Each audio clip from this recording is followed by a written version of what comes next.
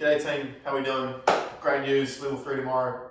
Very, very stoked about that. Only 2 weeks there, hopefully only 2 weeks there. Then we can open our doors, level 2, fingers crossed. But what we have for Wednesday is a warm-up to get through. I've clapped 4 times now, I'm going to stop doing that. A warm-up to get through, 5, 4, 3, 2, 1. First movement is going to be an inchworm, okay? Warm up the hammy, so try and get the legs straight as possible. Hands go down to the ground, walk them out. If we get a stretch in the shoulders, cool. Bring the hands back in, try and get the legs straight. 5 of those. You're then going to go through a thoracic hip opener, okay? So I want you guys to go through, is that right? Yeah, cool. I want you to go right down, twist, and then twist towards the neck, okay? So that's 1. You're going to go through 5 of those, and then you're going to switch sides, 5 on the other side.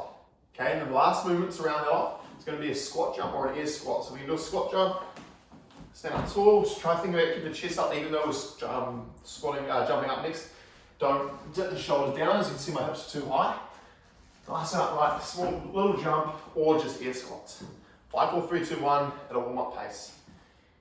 Then what we've got, that's 5. For our strength is some unilateral work. You're going to move through 4 rounds. The first movement we have is going to be 12 alternating single leg Rdls. Okay, so we've got some weight. Cool.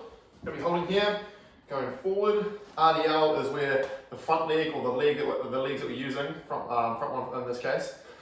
Slight bend in the knees. We're thinking about hinging at the hips. Okay, keeping the hips up nice and high. Leg isn't fully straight, there is a slight bend, but you should feel that tension all through here, not on the back leg. 12 one side, 12 the other. If we have 2 dumbbells, fine, that's cool.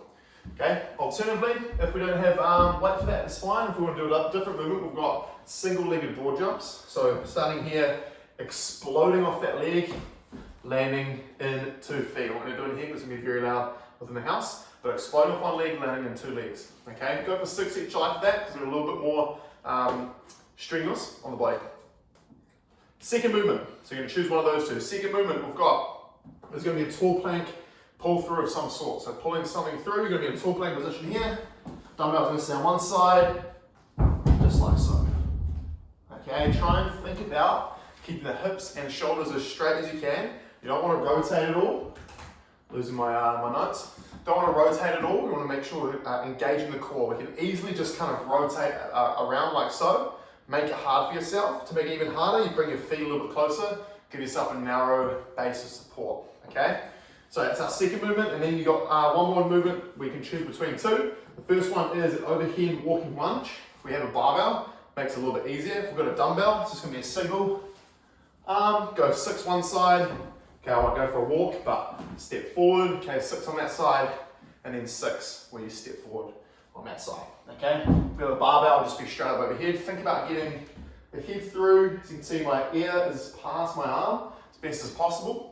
Okay, if we can't do overhead or we struggle with that, that's fine. Front rack works, or we can go to a suitcase if we've got heavy dumbbells. Okay, last movement you can choose from is an alternating jumping lunge. Okay, so either up nice and high, or you can stay on one side and think about jumping up high.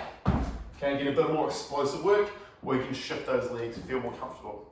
Okay, 12 reps of everything, 4 rounds to get through that, 6. Conditioning, what we have, 15-minute cat, quite a cool one today. Got 50, 40, 30, 20, 10. Okay, the movements we have, press ups and frog jumps. Absolute ding ding doozy. So body weight for today at 7. Going down for a press up is going to be chest to ground, full extension. Okay, don't want to get caught shy. Want to go right down to the ground. Or alternatively, you need a raised object like so. I've got a table, hopefully you can see me, going down and then press.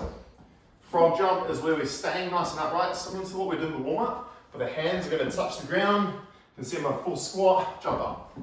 Okay, just like so. Small jump, think about keeping the chest up. Don't get into this position here. Okay, it's not doing anything for you. Alternatively, it's a lot of reps, 150 of both.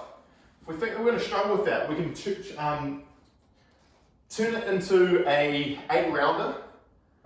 The reps the way you'll do is going to be 15 frog jumps. My eyesight's really bad. 15 frog jumps, 12 press ups, 100-meter run.